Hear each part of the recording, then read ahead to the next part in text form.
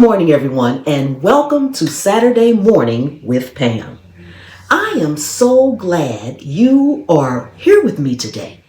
Go ahead and grab your cup of coffee or your tea, and let's get ready to dive in. But before we jump in, I have to say a huge thank you to every single one of you. We just officially hit 75,000 subscribers. That's incredible. When we work together and share these videos, we are helping protect more families and keep consumers safe. Let's keep this momentum going all the way to 100,000 subscribers.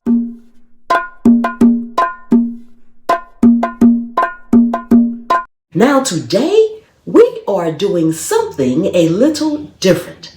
A longtime community member, Duncan, left a question that was so deep, I decided to make it our main topic today.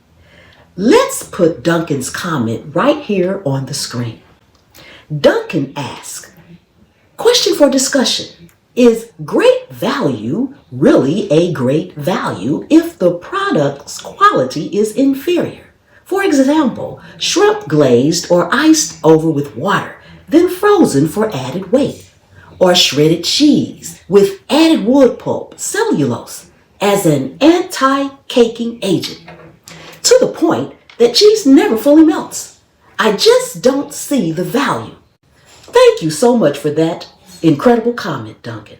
Now, Duncan mentioned Great Value, which is Walmart's brand, but this applies to all store brands across the board, whether it is Aldi, Kroger, Target, or your local grocery chain. So let's break down the truth behind store brands. First, how are store brands made? Most store brands do not own their own factories. They contract with big brand name manufacturers to make their products on the exact same assembly lines. So why are they cheaper? Because store brands do not spend millions of dollars on national advertising or fancy marketing campaigns. However, to keep prices even lower, retailers often request specific recipe adjustments or processing changes. And that brings us to Duncan's two examples. Example one, frozen shrimp. That ice glazed on shrimp is called protective glazing in theory. It prevents freezer burn during shipping, but some processors abuse this by adding excessive water weight, meaning you are paying for water, not meat or protein. Example 2, shredded cheese. To keep shredded cheese from clumping in the bag, manufacturers add cellulose. Now, cellulose is a natural plant fiber, sometimes derived from wood pulp. It is safe to eat, but if they add too much, it prevents the cheese from melting smoothly. So is it really a value? If a product gives you poor texture, it won't melt, or shrinks down to nothing, no, it is not saving you money. My rule of thumb is simple.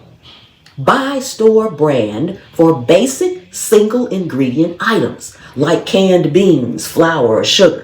But for items like shredded cheese or seafood, buying block cheese to shred yourself is always best. Now, I want you to just take a minute and watch how easy it is to shred your own cheese. I actually have a really quick video showing this over on my cooking channel, Cooking at Pam's Place. You can just take your block cheese and grate it. Come with me, I'll show you what to do. You can use a hand grater. What I like to use most often is my food processor. Unwrap the cheese, turn the food processor on, and shred it.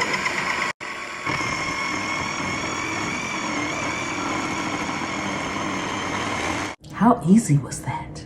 Shredding your own block cheese, as you just saw, I had a whole block. I shredded it in less than 5 seconds.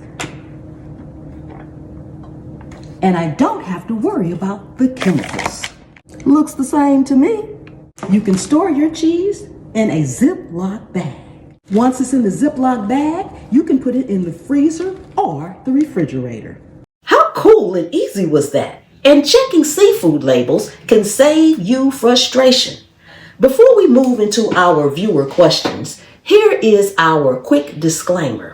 This show is for informational and educational purposes only. I am not a doctor, dietitian, or financial advisor. So please consult professionals before making major dietary changes or anything like that. I am simply sharing my knowledge and experience with you.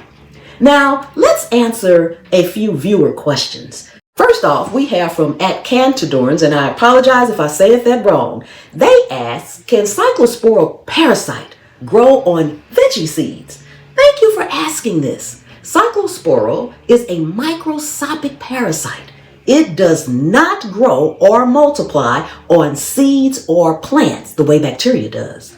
Instead, seeds or leaves get contaminated through dirty irrigation water or improper sanitation during harvesting. The parasite attaches to the surface, so while it cannot produce on the seed itself, it can hitch a ride on it if the water source was polluted. Question 2 comes from @BANG9BX, and they ask, how does salmonella get in pistachio nut butter? They dry roast the nuts first before they grind them. That should kill salmonella. This is such a great, smart question. Yes, dry roasting kills salmonella on raw nuts. However, contamination almost always happens after roasting. In the cooling belts, grinding machines, or packaging lines have moisture or dust. Salmonella can reintroduce itself to the roasted nuts before they are sealed in the jar. It's a processing environment issue, not a roasting issue. And the next question comes from Money Blessed for Life. Money asks, why would it take 6 years for them to know that a refrigerator needs repairs and is possibly hazardous? Money, this refers to the recent facility inspection reports. The sad truth is that regulatory agencies like the FDA are often understaffed. Inspectors may cite a facility for maintenance issues, but give them time to fix it. If the company does minor patches instead of a total replacement, the problem drags on for years sometimes until an outbreak forces a full shutdown.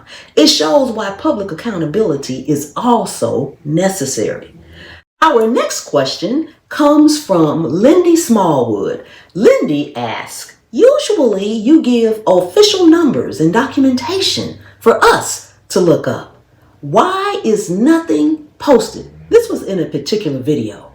Also, your disclaimer has changed. Why? Did someone pressure you?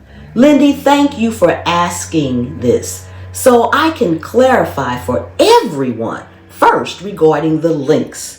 Not every single video is a breaking news recall alert where I have official government bulletins. When I do quick discussions or general chats, updates sometimes, there aren't always external links to attach. And secondly, regarding my disclaimer, no one pressured me. As our channel grows, I also like to refresh the wording periodically so it doesn't get repetitive, saying the exact same thing every single time.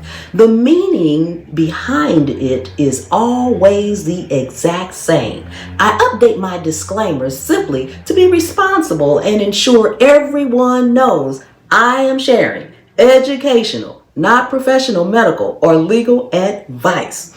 It is just a good channel. It's just good channel management as we grow. So thank you all so much for these fantastic questions. And if you have questions for next week's show, please leave them in the comments below.